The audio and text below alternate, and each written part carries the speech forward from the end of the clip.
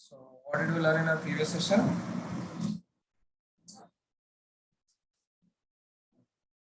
Can you hear me, guys?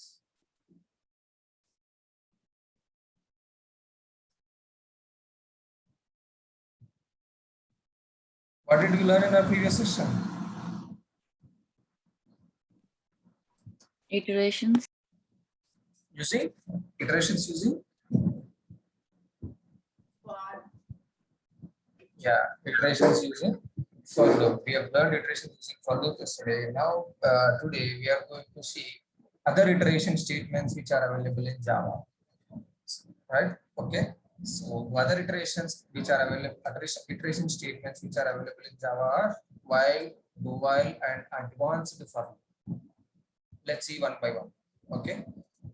Any questions in yesterday's topic or any issues you are facing? You didn't understand something or issues with the task that I gave?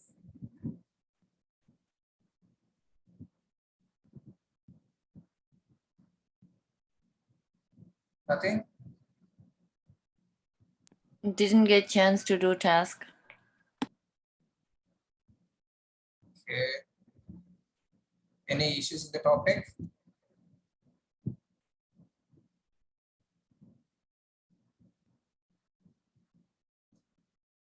Nothing? Okay, fine. Find some time. It's my suggestion. If you are not doing these tasks, all the topics will be piled up and you will not be able to complete any time. Just try to get some time. Keep aside at least a half an hour or 1 hour per day. All right.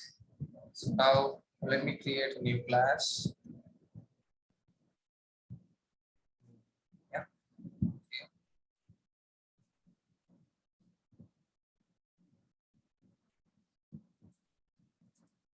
So let's go iterations underscore y.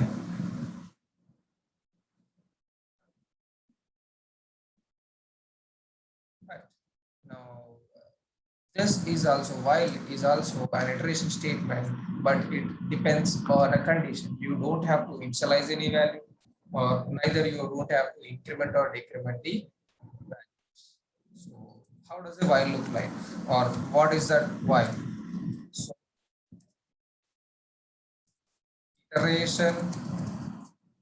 iterations happen only when the condition is met, and iterates until the condition fails. So this is the working structure or working flow of the while loop. Iterations happens only when the condition is met and iterates until the condition fails. There is no incremental or decremental. There is no need for. There is no need for incremental or decremental. There is no need for initialization like int I is equals to 0, int numbers is equals to 0. See these things. These things are not needed for while loop. Okay. Now let us see the syntax of it. Just type while and please you see I don't want to iterate while with condition. See this? Here we have a condition. What is this condition? This condition might be anything which should return a true or false. Okay, you want to compare something, some values. Okay. For example, I have a value int number is equals to 10. Okay. See, now what I'm going to do is while number is less than or equals to 10, I want to print hello. Is the number less than 10 or equals to 10? It's matching, right? This condition is going to return true. All right. Let me make it 100. It is less than 100, right? Number is less than 100, so it is going to return true. Now see, if I run this is pretty simple. That's all. This is all about while. You just mention the condition, If this condition is true and this condition becomes false, this is going to iterate continuously. Now let me see. It will continuously print hello and it will never stop. See? Stopping it. Why it is continuously iterating and why it is not having stop point? Because this condition is never becoming false, right? Number we have already we have somewhere in the class. This number is already initialized, which is 10, and is always less than or equals to 100. For every iteration, it is checking the same condition: is the number less than or equals to 100? Is the number less than or equals to 100? Then every iteration, it is saying true, true, true, true. So it is always printing this. Now to make this number value greater than 100, you see, I'll just make number is equals to 1. Okay. Now if I run it, first time it is entering, it is checking the condition. See this initialization, not for loop initialization, but just a number value. Okay, some variable. Some variable is there. Nikhil, how do I stop the execution? This is what I want to make. We should make the condition false. How can we make this condition false? No. Take the Before value. you run it, right? Hello, hello, hello. It's printing, right? How did you Okay. stop? Okay. You see an icon here. Terminate. Okay. While running, it will be in red color. You just click on it, it will terminate. Let me show you. I couldn't see where it is. Yeah. 1 second. Here, this one. Oh yeah. Okay. Just click on it. That's it. It will end. Okay.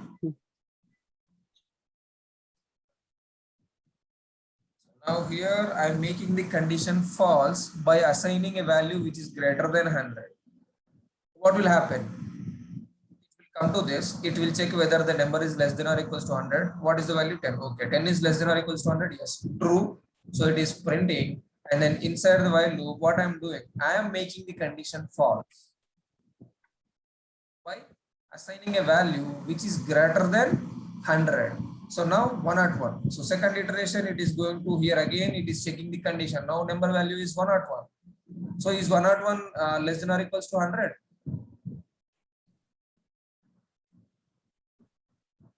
No, right?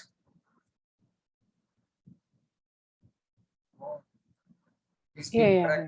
Yeah. So 101 is not less than or equals to 100. So it returns false. So that is why it is not entering into the loop. It is coming out of the loop. Understood? This is a while loop where you are having only condition in the syntax. So this will break only, or this will come out of this loop only when the condition becomes false. Otherwise, it continuously iterates until the condition becomes false. So you understood the concept of while loop? If you understood, then I'll go to the next example. Do you have any questions here? No. Go ahead.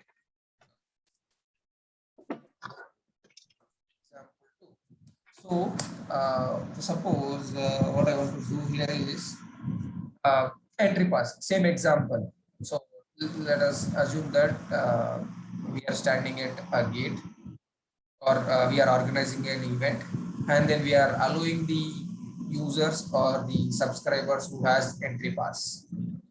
Okay. So, what we'll do? We'll ask whether the user has entry pass in the beginning, right? We'll check, right? Okay. So to check that, we have to ask them whether they have the entry pass or not. So what we should do if we take the input from user? Scan a class. Repeat the, what happens here is if somebody is not having the entry pass, then the loop will stop. Okay. Repeat the loop until there are This pending. Suppose we are organizing an event. Yeah, suppose we are organizing an event or we are doing in an event. So we are going to continue these events like activities one by one until the performances are completed. Okay, so let us implement that using while. We have to iterate, right? Or instead of these events and all those things, check results in internet. So you remember earlier when we were kids, our seventh class or SSC or intermediate results used to be released in internet centers. We used to go to internet centers. Now everybody has internet on their mobiles. But earlier when mobiles were not so famous or when mobiles were not so friendly, then we used to go to internet centers and then give our hall ticket number so that the internet center person will search with that hall ticket number and get the result and share us. Do you remember that? Or you don't know that situation as well? Yeah, we do. Okay.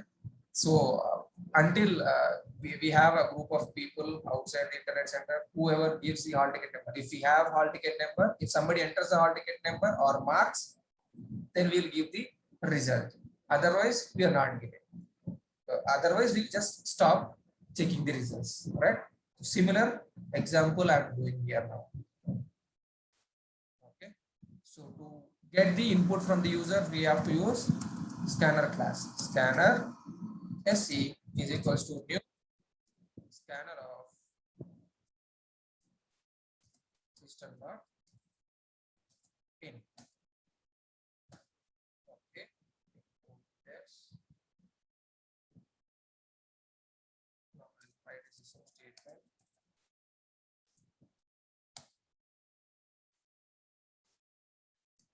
And viewer get or and the marks that are okay.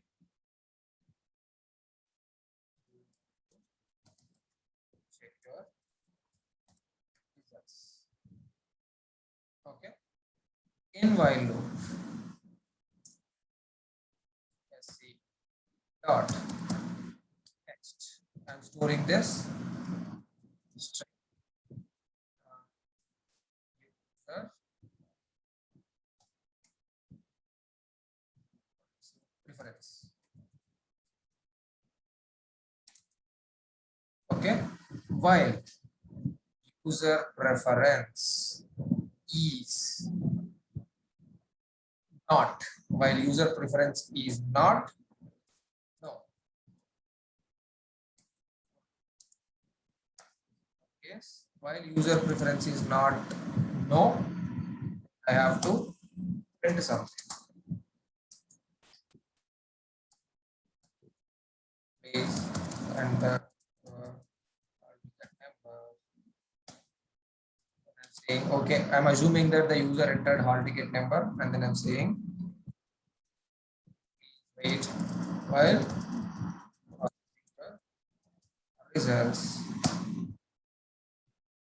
Some operations I'm doing here. Some just I'm printing the SISO statements instead of implementing the whole results scenario. Okay. Then I'm saying okay. Now again we have to take input for the next user. Once we give this, that is why I'm going to write this value here again, but I'm not going to write string. It should ask, right, for the other student whether do you want to check your results. Okay. So you understood what I'm doing here. I'm taking the input from the user whether he wants to check, whether he or she wants to check the results or not. If they say yes, or if they say anything else other than no, then I'm okay. I'm asking them to enter the hall ticket number, and I'm telling them to wait until we process the results, and then once we get the results, we are giving the results to them. And next, for the second person, again, we have to check whether they want to check their results or not. They might have come for some other reason, right? So if they are coming here only for the results, then we keep on doing this. Okay, now let's run this. Okay, do you want to check your results? I'll say yeah. Okay, now see, please enter your all ticket number, please wait for while you process. Here you go. And then again it is asking, do you want to check your results? Yep. Okay, then again it is asking, I'll say yes. It is repeating, right, the same actions. Yes, please. Then again it is asking, I'll say no. Done. It stopped the execution. It is not asking me further. Understood?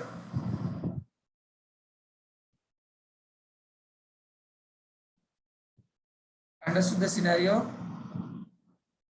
Yes, Nikhil. Okay. Any questions in this example? No. Okay. So now file similar to file. Okay. We can make this file similar to file. So what does a for loop have? Initialization, condition, increment or decrement. So you can also implement all those three inside a while, but not here. We have a way, so we can make this while loop look similar to the for loop. So, okay, I want to print the numbers. 1 till 12. For example, I want to print the numbers in this range. Generally, for these kind of things, we use for loop, but we can also use for loop by just tweaking something in this. Okay. So what I'm going to do? Okay, I want to print the numbers from 1 to 12. So I'm going to create a variable integer number is equals to 1. Okay, this is initialization, and then I'm writing while loop where check. Okay, number is already used. So,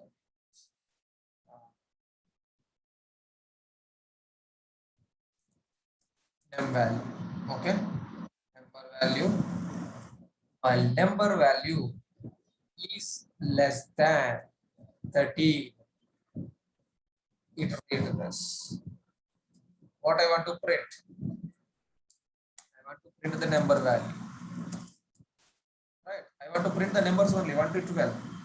So where is the number stored here? In number value. Okay. So what is the number value we have at present?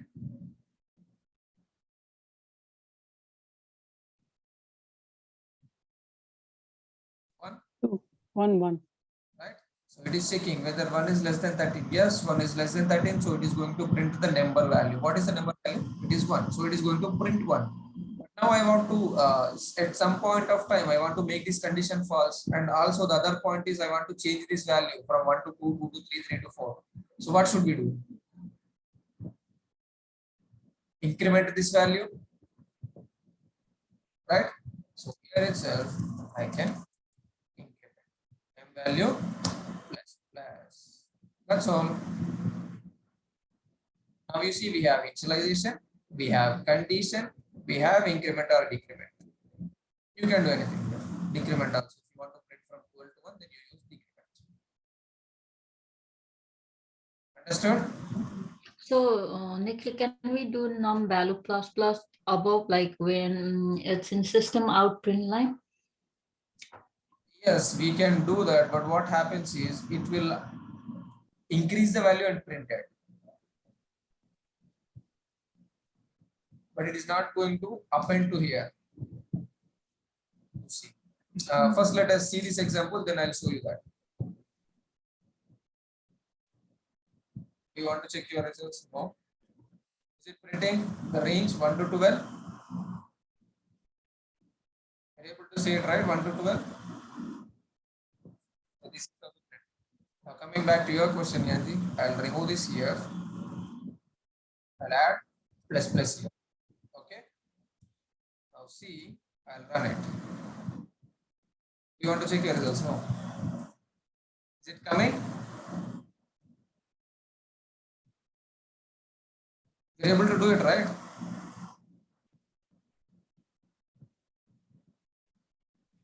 Yes. So what this num value plus plus is, this is a post increment. So once it performs the operation, it changes the value of num. It changes the value inside this variable. We also have, to make you understand whether this is right or not. In this situation, it is right because we want to do two things. First, we want to perform the operation and then increment the value. So this is doing. Now we have another case which is called as pre-increment. This is pre-increment. It increments the value first and then performs the operation. So you see, when we have post increment, num value plus plus, it was doing from 1 to 12. Now see. So from where it is printing? 2, okay. And then what is the maximum value? 13. But what is the value that we want? We want it from within the range 1 to 12, right? Mm-hmm. But it started at 2 and it ended at 13 because first it is increasing the value and then printing it. First it changes the value, then performs the operation. This is pre-increment. We are using post increment. So what it is doing is, first it is performing the operation and then increasing the value. Understood?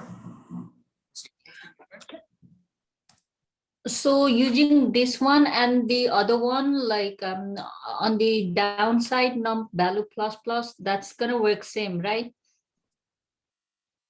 Yeah, value plus, yeah, it's the same. It's the same. But why I did not use this directly inside this operation is, in this situation this is fine. In this example it is fine, but in other situations, if you use directly num plus plus inside the condition of somewhere, it by default increases this. First increases, then first performs the operation, then increases it. So there it might leads to some confusion. So that is why I use separate. But you can use it here like this. It's not a problem. Okay, good. Right. We also had questions. So we also discussed about pre-increase and post-increase. Fine. So similarly, we also have post-decrement and pre-decrement. Post-decrement, it performs the operation and then decreases the value.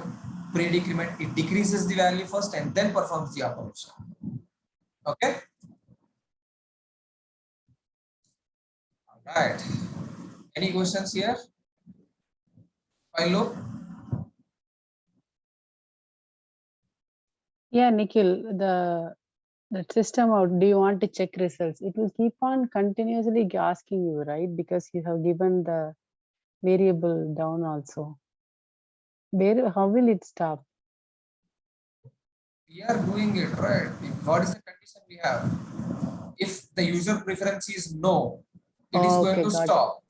If the user preference is no, it is going to stop. If the user preference is anything else other than no, it is going to continue. Got it. I didn't see the no. Yeah. So here I am typing some random text, but still it is not equals to no. So it is asking. It is printing me the results. Again, I'll give my number 1, 2, 3, 4, 5, 6, something. Now if I say no, it stopped and it went below to execute the other scenario, other example, right? Yeah. So this is the condition. So to make this condition true or false, we are taking the input from user. Okay. Is that clear? Yeah. Okay. Now let's go to the next topic or next iteration statement, that is do while. We have another thing in Java iteration C8 underscore iterations underscore y. So there is a small difference between while and do while. So here in while, where did we use while? In the beginning of the loop, right? So we are using this while to check the condition. Here also in the beginning of the loop, this is the loop statements. This is the block of statements which needs to be looped, and this is the condition which we are using it while. Same, right? This is the condition and these are the block of statements that need to be looped. So first we are checking the condition and then entering into the loop if the condition is satisfied. For example, all right, so let us see this example. Okay, I'm running it. It is asking us, do you want to check the results? So initially I am making it no. So is it entering and printing all these values? You see the console when I said no. So what is happening if the condition is not met? If the condition is not met, it is not entering into the loop direct. So the number of executions here is minimum number of executions of loop is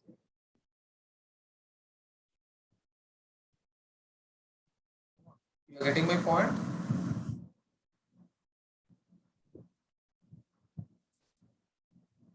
Yeah, go ahead, Andy. So when this condition is not met, it is not entering into the loop and it is not printing anything. So minimum number of executions is how many times? How many times the loop is being executed here if the condition is not met? Continuously. He didn't stop. No, 0, right? The condition is not met. It is equals to true. So the condition is not met, so it is not entering into the loop. So minimum number of executions for this loop No, is you are saying the condition not satisfied, right? Our condition is, it has to be no. The condition not satisfied means yes. If you give yes, it will keep on repeating, right? here you see what is the condition? Not equals to no. The condition is it should be not equals to no. Okay. Okay, but Got it. we gave no, right? So we are doing it reverse, right? The condition is not equals to no, but I gave no. That means this condition is not met. Correct. Yeah. So when this condition is not met, it is not entering into this loop. So minimum number of executions is 0. So it is not at all entering into this loop, right? When the condition is not met. So number of iterations is 0. But in the case of do while, it's a little different. Okay. First thing, while, do while. So first difference is in while, condition first. In do while, condition at last. Minimum number of iterations 0, right? Iterations minimum is 0, but since the condition is at last, so we are going to check the condition after executing something. So iterations minimum is 1. That's all. That is the difference between while and do while. So let us see the same example. Let us see the same example in do while as well. Okay. So the syntax for do while is just type do while statement. You see, where is the while at the end of this block, right? So here I am going to use the same statements again.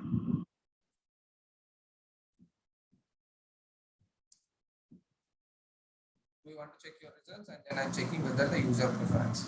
So here user preference not. If not, user preference is no. If not no, then I have to repeat the same statement. So what are the conditions I have?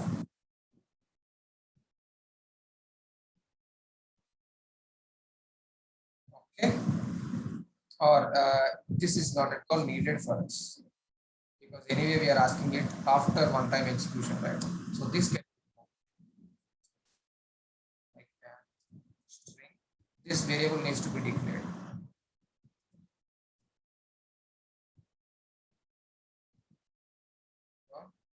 That's all. That is enough. Now see, let me run this. Okay. This is inside do loop, so this is not able to access this variable. So what I'll do is I'll declare this outside the do loop so that it can be used by do block and while block. Okay, let's run this. You see, directly it is asking us to enter the hall ticket number and this, and the next time it is asking, do you want to continue? I said yes. Okay, I said yep. I said yeah. Yes. Every time it is continuing. But now if I say no, stop. Okay, fine. So to see this minimum number of executions, I'll just give it already executed once and then it is asking for the condition. I'll say no. That's all. So minimum number of iterations, 1, right? So while it checks the condition first and then based on the condition result, it is entering into this loop.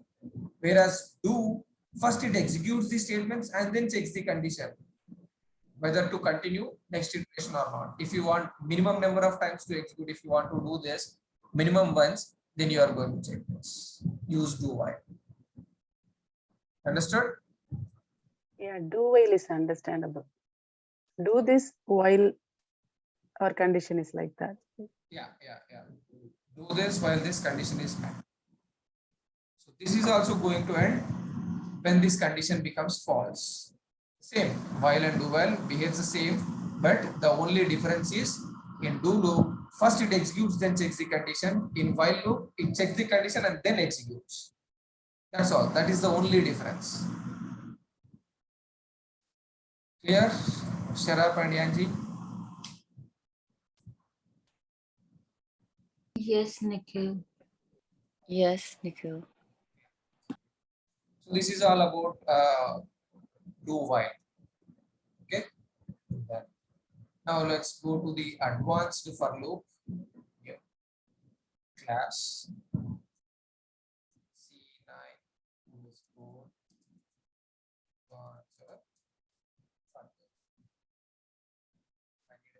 method. Finish. So there is some problem with this advanced. I mean, not the problem, but it is restricted. Okay. So what is advanced for loop? Advanced for loop, or we can also call it as for loop. Advanced for loop or for each loop. We call it with like both names, advanced for loop or for each loop. So we use this only on a set of data. I mean a group of data, not on single variables. Like you see while and do while, we are, or for loop, we are doing it for each variable or each value. But here this can be done, or this can be implemented only on arrays, list, set and map. So which has a collection of values. Okay, it can be used only on the collection of values. It cannot be used in normal situations. If you have an array, then you can use this advanced for loop. But if you want to print numbers from 1 to 10, you cannot go with this advanced loop. There is no option to have it. Okay, so the name itself says for each. So if there is a group of values, for each value perform this operation. That is the meaning of this advanced for loop or for each loop. Okay, so to demonstrate this, we need an array. So I want to create names array. Okay. String array of names equals to store our names. Nikhil,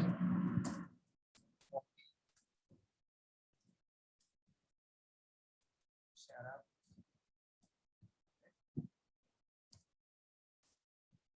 Yanji. So So I have all names here in my array. Now to implement the advanced for loop, same for, and here you are going to enter the condition statements or something like that earlier. Now here, what we want to get each name from this names array.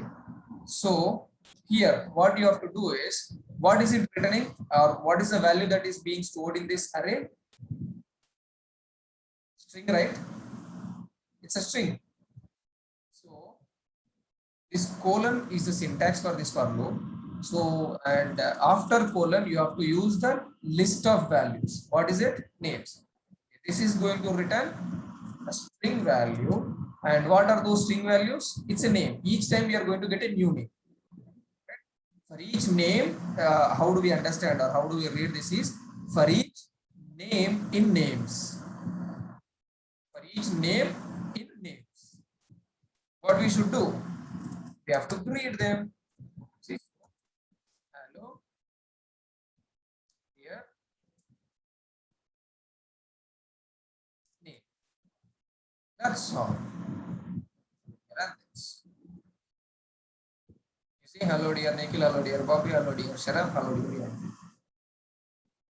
So is it able to fetch all the values from this and iterate? That's all. So, but to make this happen, you need a group of values. So group of values, till now we have learned only about the arrays. So that is why I'm showing arrays example. But we also have You are list set. assigning, Nikhil, you are assigning names to name, right? Yes, each iteration So- you will get only one name from these names. No, the name is a variable here, not names. Yes. I'm asking name. Oh, Yes. you don't yes. put name equal to here, name colon. Yeah. So why we are not doing, if we put, or if we have equals, then these names should be having index position, right? Which value from these names we should assign? We should give index. We are not giving index. We are not changing the index value. We want to iterate over each value inside this. So this syntax is going to fetch per iteration. It is going to get value, each value. So it will come here, it will check, it will get Nikhil and then assign to this name. And that's why I'm using that variable here. And the next iteration, it will go in here and then assign it to name and then print. Sharaf, assign it to name, print. Yanji, assign it to name and then print. That's all. So here we don't have to worry about the size of this array. We don't have to worry about the initialization. We don't have to worry about the condition. By default, it is going to apply for each value inside a list of values. Understood? Okay, Yanji, you asked a question. What is the difference between plus and plus plus? This will plus you understood, right? Post increment. It is going to either increment pre or post for a variable, but plus is a normal addition operator. It's just an addition operator. It is going to add two different values. Okay, but we also have another concept of overloading. So this is the only operator which is available in Java, which can perform two different options or two different operations. Plus, when it has numbers on both the sides, it will perform addition. The same plus when it has a string on any of the sides. I mean, the first number or first value or the second value beside this plus has a string, then it concatenates.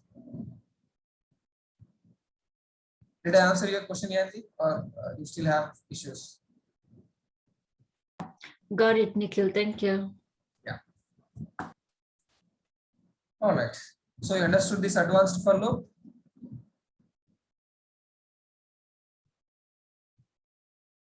Yes. It's like a same, right? Okay, we are doing array. You are taking many values. Yeah. So here, if you want, you can also add some names. Okay. That's my surname. This is my wife's name. So you can add any number of values. You don't have to worry whether this is going to pick them or not. By default, it is going to pick all the values for each item inside this list. It is going to perform this operation. Okay. See. If it is a variable, I have to give the same thing like variable colon that assigning that variable. If it is an integer, The syntax, if it is an array, integer array, the syntax will be same for, okay. So you will have an array variable.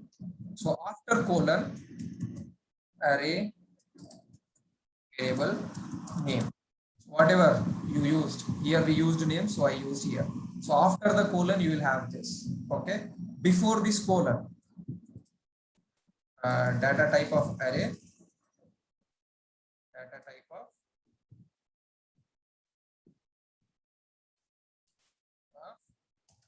values, and then variable to store each value. This will be the syntax. I think now it helps you understand. So whatever might be, if it is an integer or character or boolean or whatever it might be, you have to give that data type here. Since this is a string array, so I asked it to store in a single string. If it is an integer, then you will have integer. If it is a character, you will have a char. Understood? Is that what you are asking, Bobby, or something else? sorry. Yeah, yes. Okay. All right. So this is all about the for loops or iteration statements in Java. These are the only 4 iteration statements which are available in Java. Okay. Now let's see some more things in this. I mean, some extra things. So, for example, let's continue with the example for Yanji's question. Difference between, first let us understand usage of plus operator. Okay, this plus can be either as addition or concatenation. If you want to combine 2 strings, you can use it for addition or for concatenation. Let us see the examples for this. I have a number into A is equals to 10, and then I have another number into B is equals to 20. Okay. Now, if I say so A plus B, so plus as addition. Okay. Now let us see the value. Plus as addition. So what is A plus B? 10 plus 20, it is 30, right? See, 10 plus 20. So A plus B is 30. So we are seeing the same in the console. We are seeing the same in the console, 30, right? Okay. Now, what I'm going to do is, okay. Now I'll combine both of them. Write another SISO statement. Where, let's say, result is plus A. I have to concatenate, so plus A plus B. Okay. Now see what is it going to do. What is it printing? Is it when we have A plus B? Is it printing 30 or is it printing 10, 20? It's concatenating 10, 20. Yeah, concatenating. Why? Because in beside these plus we have a string. So when it finds a string, after that whatever might be there, if you use plus operator, then it is going to concatenate. It is not going to add. For example, now I'm going to use the same statement but in a reverse order. So here, cut this and then say plus is the sum. Okay. Now if I run this, you see here, what is it doing? It is performing addition, because until here it is not finding any string. After this it is finding a string. So it starts concatenation. For suppose I am going to add again plus A plus B. Okay. See this? In the beginning it will add, but in the end it is concatenate because it already has a string on it. Understood? So when there is a string, it is going to concatenate, but until it finds a string, it is going to perform the addition. Is that clear?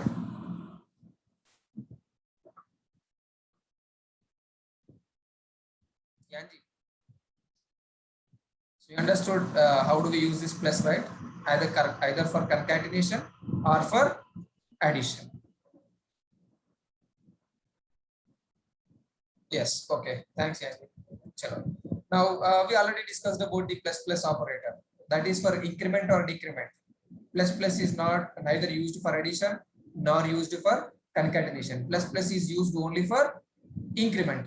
Either it might be pre-increment or post-increment. Okay.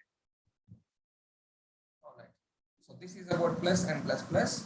And next, we have a keyword called break. Okay. Let us use the same for loop. Okay. Let us use the same for loop. But my situation is here. I want to check whether Yanji is present in the list.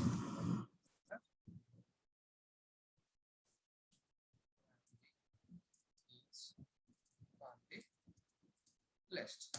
So what I'm doing here, or what we want is, we want to check whether Yanji is on the list. So what we'll do, if you do it manually, okay, we'll go into the list and we can, no, this is not Yanji. Okay, Bobby, this is not Yanji. Sharaf, this is not Yanji. Yanji. Okay, we found it. So should we continue further to check whether Yanji is present? Not needed, right? Once we find Yanji, we should come out of this loop, or we should get, we should give the result. No need to continue further. Agree? You understood the situation. You understood the situation, right? I want to check whether Yanji is on the list or not. If I found Yanji once, then I don't have to continue for other variables checking. I just want to see whether Yanji is present or not. Yes, Yanji is present, so I'll just come out of this loop. I don't want to continue and check whether this is Yanji or not. Agree? Right? Now, but if I use this advanced for loop or any other iteration statements, for loop, while loop, do while loop, this is going to continue. We are going to check for all the variables. But if I want to stop when I find Yanji, that is where we use a keyword called break. So I'm going to use the same advanced for loop. Okay, same advanced for loop, but I want to stop when I find Yanji, right? So if name dot equals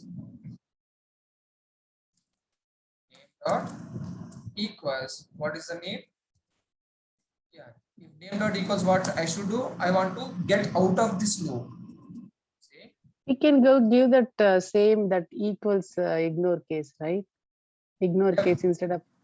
Yeah, we can use equals, ignore case, or equals. We can discuss that when we are discussing string operations. That's why I'm just using either equals or equals, ignore case for now. Okay. Don't worry, this we are going to cover when we are discussing or dealing with string operations. Okay. So you see here, I added a condition. If this name is equals to Yanji, then I'm saying break. What is it going to break? My bones. It is going to break this iteration. It is going to get out of this iteration. So let's see. So saying end. Okay. Now I'll run it. Okay. Okay. I don't want to have hello here just to confuse. Name is, and again, because already we have hello here, so we might confuse that whether it's or that. See, name is Nikhil, Bobby, Sharaf, and Yanji. Once it found Yanji, it ended. Right? It came out because there is a break. Okay, now let me do a tweak over here. I'll keep this Yanji in the beginning. Okay, now let's run it. See, name is Yanji and it stopped executing for further values. Understood? Suppose Yanji is in the end. Okay, let's run this. See, it printed all the values: Nikhil, Bobby, Sharaf, Gunda, Mansa, and you understood? So, what is the usage of this break? You understood, right? If the condition is met or whatever we want from this list is achieved, then we want to get out of this for loop, then we use this break. Is that clear? Yes. Okay. So the same break can be used in for loop or while loop or do while loop. It's up to you. Okay. In equals, what did you choose for this one? Name dot equals, what did you choose? Yanji. No. When you put dot, it's giving lots of options, right? For equals, which one you choose? Or you typed it? We have only one, right? Equals. We have Boolean, right? Boolean, ignore, recall case. This is You equal choose the ignore Boolean? case. No, this is equals ignore case. I chose equals. That's all. Oh, That the side is Boolean one. equals. Okay. Equals ignore case is different from equals. Yeah, you just use equals. That's all. Okay. Nikhil, I have one question. Yeah. So let's suppose I want to print, like as we can see, there is in results, we are getting all the names before NG, right? So what if I want to get only NG, so I don't want other result to pop up in my result, what do you call, result page. Now you just understand it. You will answer me this. So just observe this line number 31 to 35.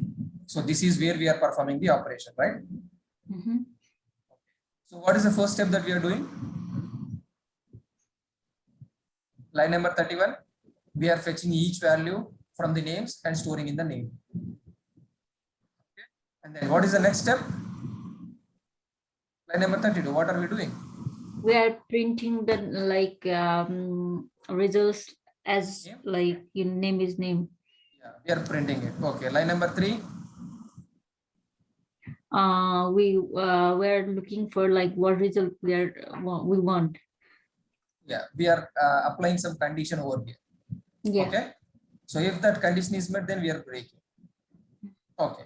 So here I am printing the value right after the initialization of this for loop and before the condition. But now what you asked? If that name is Yanji, then only print. Right? Yes. So where should I keep this ISO statement now? In for itself, we have to give. No. This is already in for. I think we need to put instead of plus name, we can put plus NG. Is that gonna work? No. That is not coding. The print should come after. This print should come after this condition. Only when the condition is met, you want that name, right? Oh, okay, got it. So if you just apply the condition first and then print. So here what I'm doing, first printing and then checking the condition. But if you want to print only if the condition is met, then just cut this and paste inside this if block. That's all. You see, I'll do that. Copy. Cut this.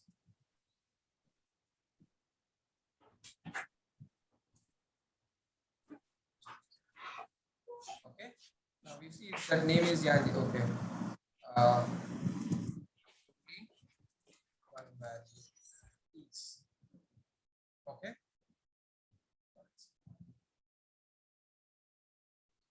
What is it printing? Only Yanji, right? Wherever might be the position of Yanji, it is going to print only one value. Understood? It is all about your placement. If you want to print before the condition, you print. But if you want only if the condition matches, you can place inside it. That's all. All right, so this is all about iteration statements. Now let's see the notes if we have or if I missed any things. Normal for loop, we have discussed about these examples and I gave you this task, and then while condition and do while, and then the differences between while and do while will not even execute once if the condition is given. Minimum times of execution is 0. Do executes the block first and then checks the condition. So minimum number of times of execution is 1. So these are the tasks for you to perform using while or do while, whatever you want, you can use them. Okay. So if there are people, so the first one is we are registering the names for polytropes. So if there are people in the line, then just get their name, store it into your array. That's all. Okay. If there are no people, then you can stop. Here, I think this we already discussed, but not the even numbers. We discussed about the range between 1 to 12, right? While loop. Yeah, we printed that range from 1 to 12. But the question or the task I gave here is using while loop, print the even numbers between 11 to 47, and using while loop, print the prime numbers between 20 to 180. Okay? Or starting from 1 to 180, print all the prime numbers. So try to find this logic. This is all mathematics, right? So just implement those mathematics and then print this. There won't be any change in the looping statements. It will be the same, but the operation you are going to perform is going to be different. So what is the condition or what is the statement or what is the logic for even numbers? Divided by 2 equal to 0. Yeah, divided by 2, remainder should be equals to 0. 0. And then what is the logic for prime numbers? It should be divisible by itself. So it should be divisible by 1 and itself. That's all. No other divisor should be present. So you have to check those conditions and then print. Okay. These are the tasks for you. Next, for each loop we have seen. This is also called as for each loop or advanced for loop or extended for loop. Some people call this as extended for loop. These are the 3 names for the same loop. And this is used to get data from arrays, lists, set data, etc. When we have a group of data, then only we will be able to use this for each. Otherwise, we won't be able to use it because it is not based on index, and also it is faster than the normal for loop. This is going to get executed a little faster. Okay. So this is all about loops. Any questions in these iterations? If no questions, if you understood the task, then we can go to the next topic.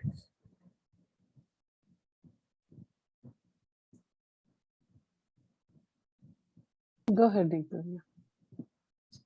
All right. So the next topic will be strings.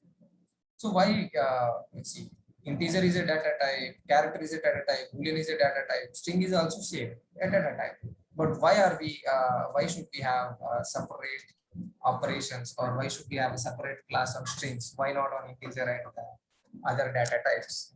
Because the way we deal with strings is a little different when we compare to the other data types.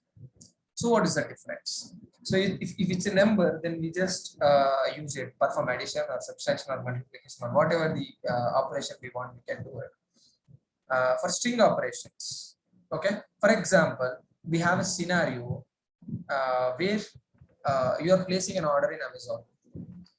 Okay. Once you place your order in Amazon, to track your order further, what do we need? Order number. Right? We need an order number. So we need to fetch the order number from a string, like you have successfully placed your order and here is your order number. So some order number will be there. You want to retrieve only order number. See, for suppose Okay, going to share this text. So this is your confirmation. Thank you for placing the orders. Yes.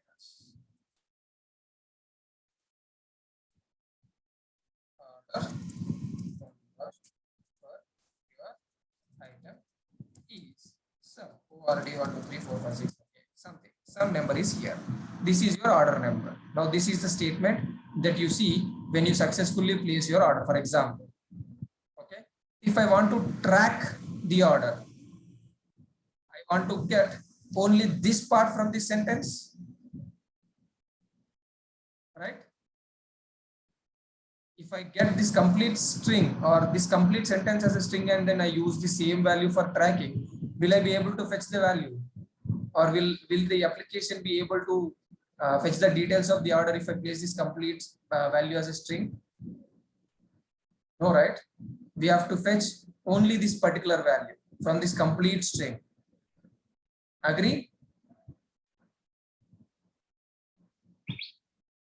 Come on.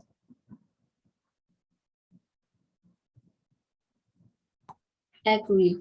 Yeah, so for performing these kind of operations, or I want to check whether the order number is present in this or not. See, I'm verifying the application. I'm a tester for Amazon, for example. So when I'm running the application, I want to verify that the success message is displaying the correct order number. So I have to compare this order number with the expected order number if we are able to fetch order number prior, or we have some other sources. We can compare, we have to compare this order number, or we have to fetch this order number from the success message to further track this, or we can convert the uppercase and lower cases, or there might be some extra spaces of this, so we have to remove those extra spaces. Okay, so these kind of things, these kind of operations is available in string class. So now we are going to use the string operations or string methods and perform all the operations what I have mentioned. So first operation will be string comparison with strings. So the first operation will be string comparison. Okay, so there are multiple operations that we are going to do. So first thing is comparing the strings. Second one is substring method. We use this substring to check the presence of a substring. Okay, and then we are extracting the substring. Like I said, we are extracting the order number from the complete string. And then there is another question, or there might be another question in your interviews, that to find the number of occurrences.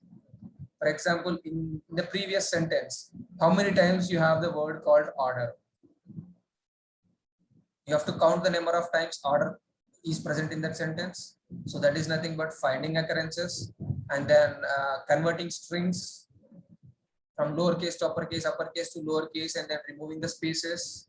And the other operation is string reverse. String reverse is converting or printing the string in the reverse order. Okay, so these are the different kinds of operations that we do in the strings. And I'm sure if you are attending any interviews, you will definitely get questions on these things. I'm not sure if you are if you go with the experience like 6 years or 7 years, they might not ask you questions on this. But if you are going with any experience less than 3 or up to 3, you will get questions on this compulsory. Okay, just to check how do you understand or your logical ability. Because if you want to perform this presence of substring or extracting the substring, you need to have the logical ability to find the solution. So that is the reason they'll definitely ask you either theoretically, or they'll give you a paper and ask you to write a program. Okay, here in India, but I'm not sure about US. If it's a telephonic, then you are lucky. They're not going to ask these things to write a program. All right, so first operation that we can perform using string is comparison. Okay, So why do we need to learn this string? So once we go to Selenium, once the Java portion is completed, we are going to deal with the web applications, where from the applications, whatever the value you read from the elements, that will be treated as a string. Now, if you want to perform some operations, you need to learn about string operations. Okay, then that is introduction, and then now let's go to this comparing strings. Okay, I'll create a new class, c10 underscore string underscore comparison. Finish. All right. So for suppose I have a string variable, string name1 is equals to taken. Okay, and then I have another string name2 is equals to again. So I have two strings, name1 and name2. Now I want to compare. Okay, just before doing this, compare numbers. So when we want to compare numbers, int a is equals to 10, b is equals to 10, for example. So if I want to compare these things, what should I do?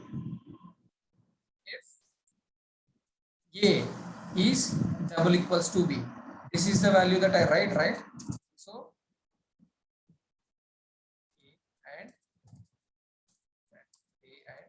b are equal. This is how we compare numbers, right? Right? Agree? Or this is the first time you are seeing how to compare numbers? No, right? We already used this.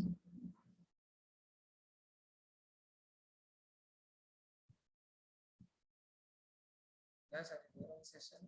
Oh, yes. Yeah, Nikhil, I'm talking on mute. Okay.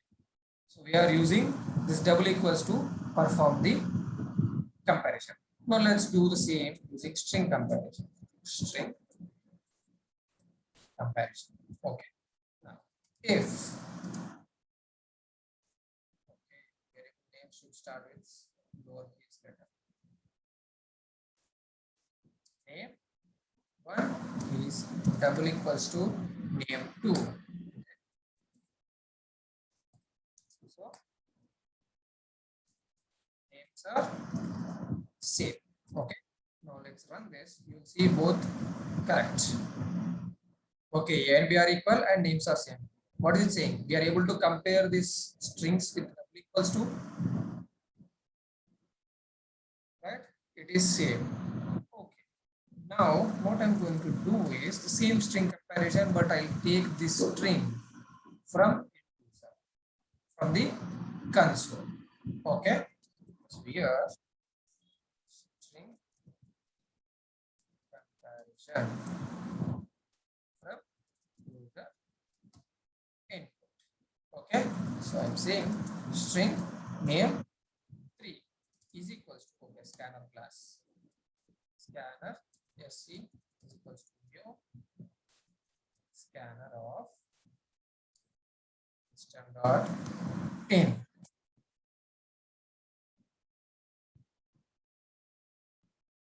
Okay. String name 3 is equals to sc dot next. Already I have name 1 and name 2. So I want to compare name 1 with name 3. Okay. So if name 1 is double is equals to name 3. Okay. Then what I want to say is so the names are same. Okay. Now let us run this. Okay. I'll write another system statement so that it will be asked. Please enter the name you want to compare. Okay. See.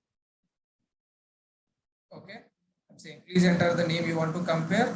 I'm giving the same. Whatever here is there, n capital and everything is small. So I'm going to enter the same, n I k I l. Is there any difference in the value? No, right? Now see, if I press enter, is it printing both the names or same? Okay, else. So third name is dot c name. Now again I'll run. Okay, I'm entering the name NIKIL. Is it not same?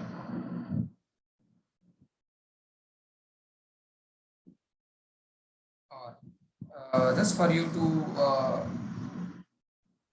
easily understand, I'm going to add 3 more CISO statements. One is plus name one. I'm just printing them, okay? Name one, name two, name three, name two, name three. Here also I'll just update name two, name three. Okay, now let me run this. Please enter your name. Nikhil. What is name one? Nikhil. Name two, Nikhil. Name three, Nikhil. But still, it says entered name is not same as name one. How come? You understood this point here? You understood what is the problem here, right? Yanji, Sharaf, Bobby.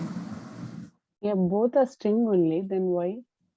Yeah, no, you understood the problem, but I'm going to explain what is Correct, the problem. problem understood. Both are Nikhil, both are same. Maybe any space.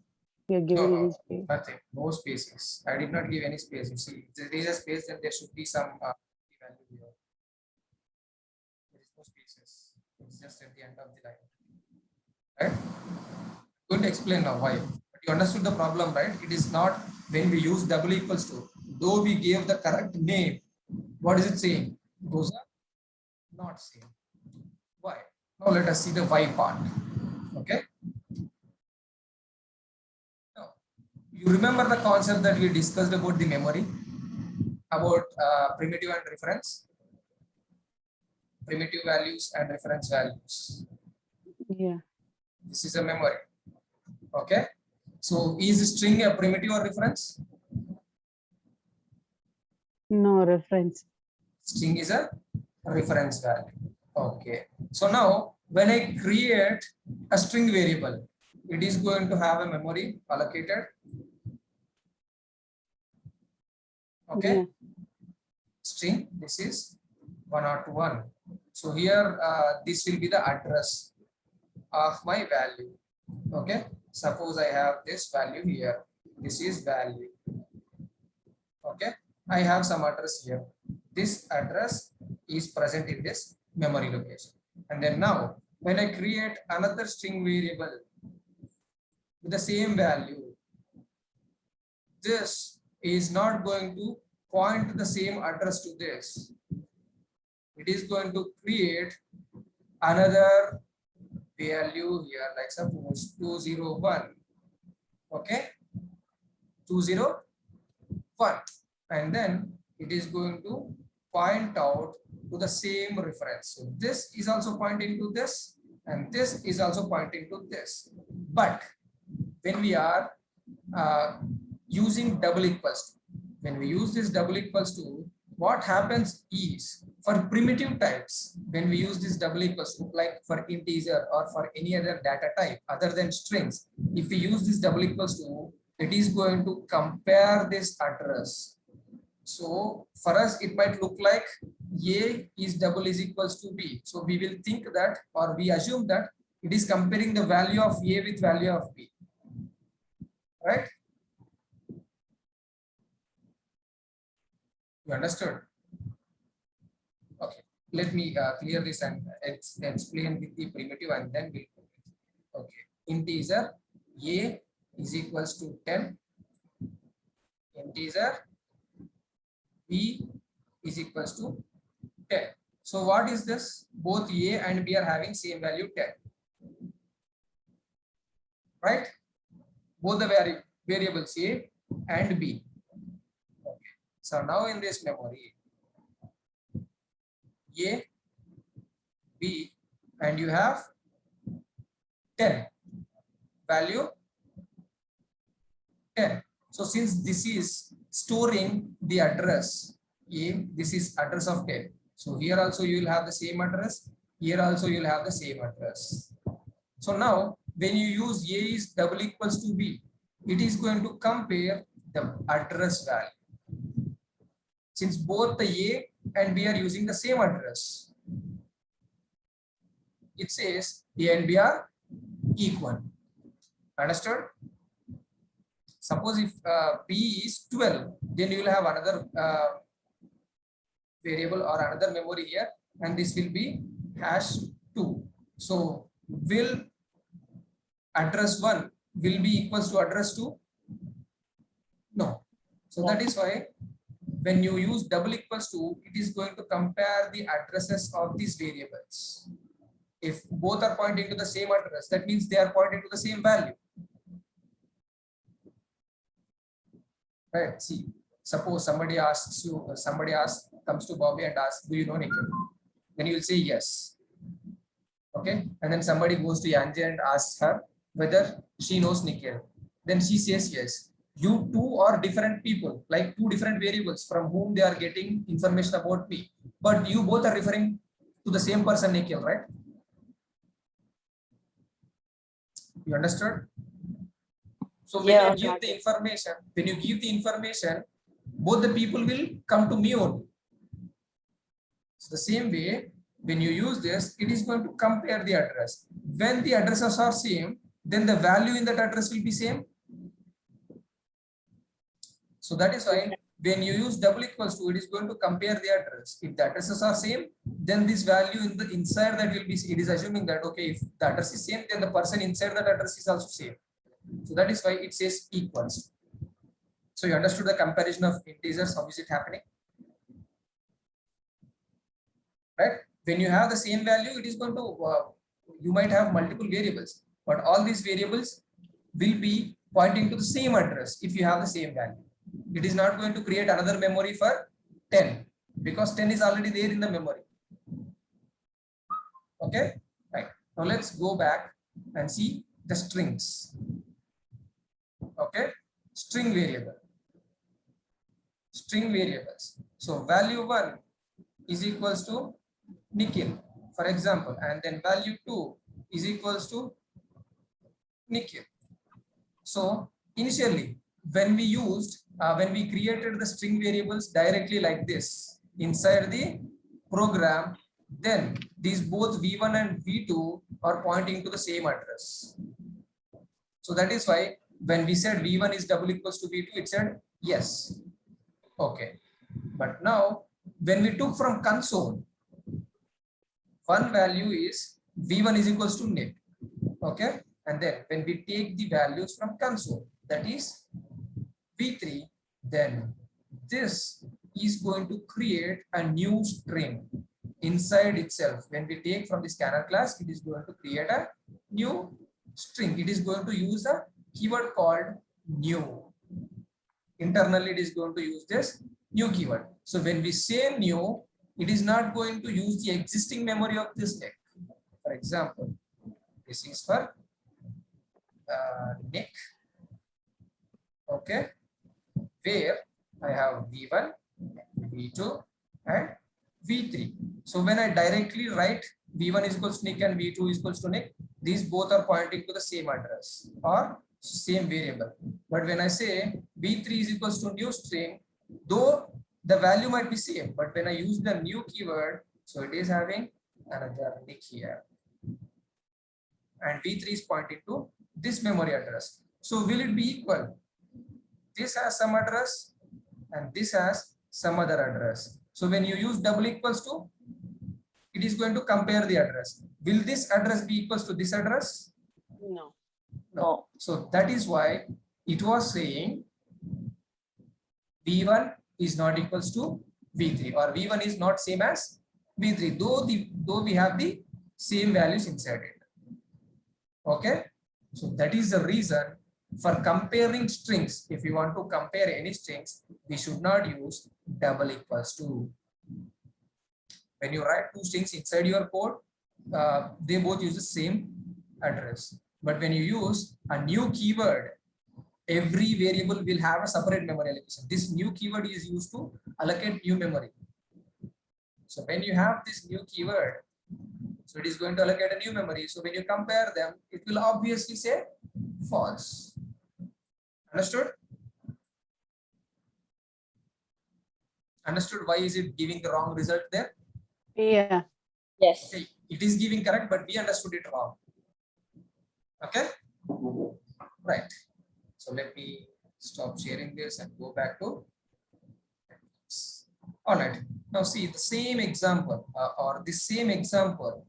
this is way one of creating strings, but there is another way of creating strings. I'll show you that. To prove that what I told is correct, I'm going to show you another examples. Strings, new keyword. Okay. So I'm going to create string. Okay. Val1 is equals to new string. Let's say okay, and then again I'm using string value 2 is equals to new string of same share up again. Is there any difference in the names? All right. No. Now see. So I can also write if condition or directly in the SISO statement. If value 1 is double is equals to value 2.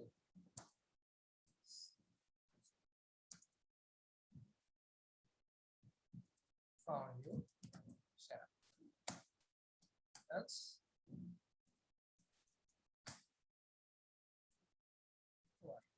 some statements I'm saying. Okay. If both are same, then we found. Otherwise, we are asking who are you. Okay. If both are not equals, now let's see.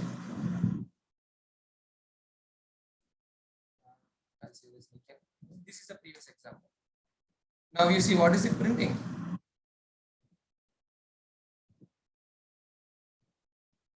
Understood? When I use the new keyword, it is going to allocate memory for this word share, and then this again I'm using a new keyword, so it is going to allocate another new memory for share. So when I use this double equals to, it is going to compare the address. So obviously when I create two separate addresses and I want to compare them, it says wrong. Understood?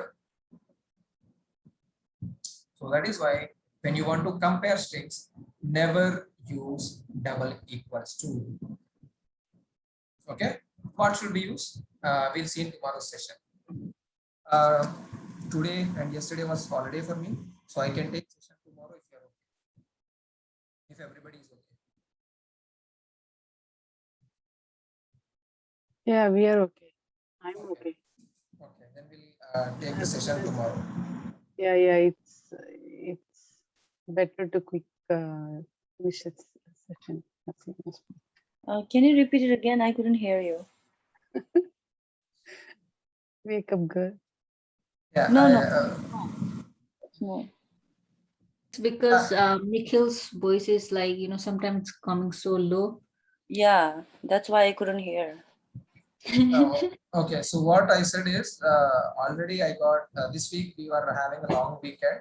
This positive in this. No. We just learned about the iteration statements. We already had the recap of iteration statements, while, do while, and all those things. And then now the new topic is string comparison.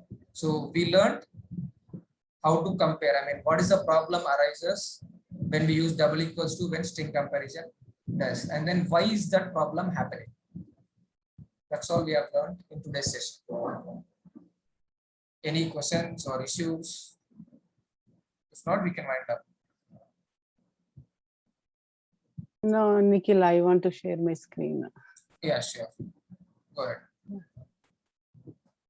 Can you stop the recording? Yeah, I did. Oh, you want me to stop recording as well? Okay.